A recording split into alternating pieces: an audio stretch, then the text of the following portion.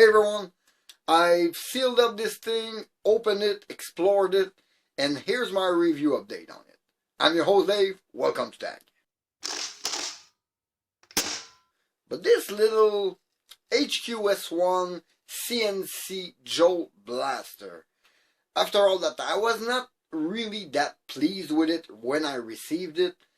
And having it into my hand, exploring it, I think that the quality is there. That part is very, very well machined and it fits very, very tightly with very, very small O-ring into this plunger tube. As a matter of fact, just the O-ring are good enough to hold a seal on this thing. Now it is sealing, so that is a good thing. I was able to make the thing seal. But as I said, I opened it up, I took it apart. It was pretty simple, pretty straightforward. There is some step you kind of need to remember, like pre-prime it to ease some of the strain on the screw. But everything is pretty easy. I had some good surprise, like the quality of material for the plunger itself. The machining is incredibly precise, and I am not sure if that is aluminum, which at some point worries me. Because if that thing is stainless steel, as I suspected, it could gouge your plunger tube very, very easily. Nonetheless, I continue exploring the blaster and I found out a very long spring. It is super long, but it took me some time realizing this is a progressive spring. The coil in the middle are spaced a little more than the coil at both ends, which helped for the power in this thing, because I tried to put a 1.6 spring, a custom 1.8 that I cut, a 17mm custom spring that I had here for my base. I cut them down to try in that thing, and even the 1.8 dropped the FPS. If I put too long of a 1.8, it was too long of a spring, all the coil were touching, so it was impossible basically to prime. But with the right amount of coil, this thing dropped in FPS dramatically. This was not fun, and I was kind of baffled until I realized the progression of the coil on the stock spring, which seems important for this blaster, meaning finding a replacement spring is gonna be a big problem for this blaster. Then of course there is always the price coming back. For the price they are asking for this, and the quality, or let me say the lack of quality on the finish, at least for the barrel section. This is not the same finish as this part, which is incredibly nice. This one is quite rough. I think it is missing some pass or some time in anodization for this part, because this is not right. It scratched right away on my plastic table, basically just assembling it once.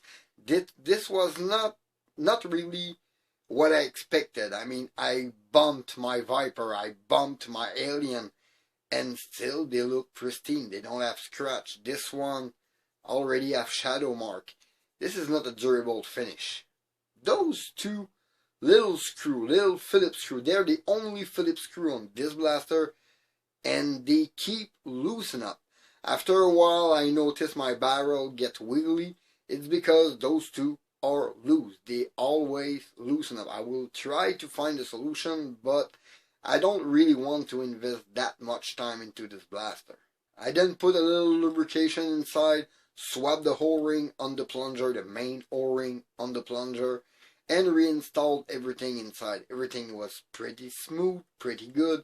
Like I said, I tried several springs. None of them gave me good result. I mean, during my review I had sub 100 results with this blaster. It was the same with the upgraded spring, or the spring I tried in it. It stayed below 85 FPS, 80. I had a shot of 65 with the 1.8 millimeter spring.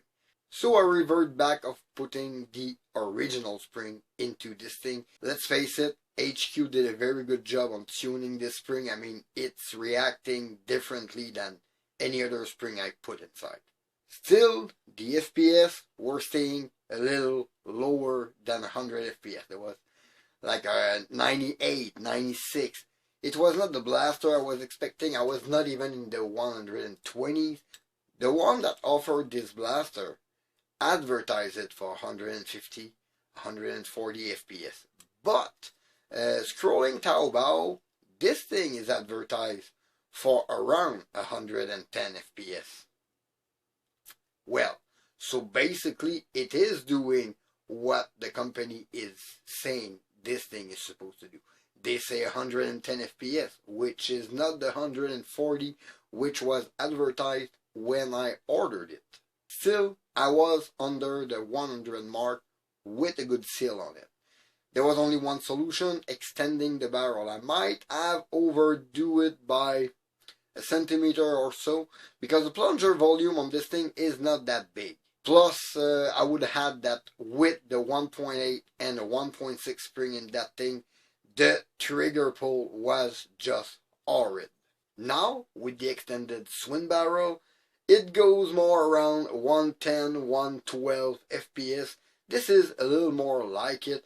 I prefer it this way, and now I am pretty much on par with what HQ advertised for this blaster. In the end, I would say I can't really recommend this thing unless maybe HQ will release official upgrade spring for this thing that would make it fun to prime, fun to shoot, and not like impossible like it was with a strong spring.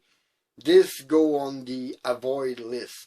This little blaster, it's not worth the price they are asking for it. Please leave a like and comment, subscribe for more content. Don't forget to hit that bell to notify for my latest video. This was Dave Fatag. Thank you for watching. See you next time. Bye.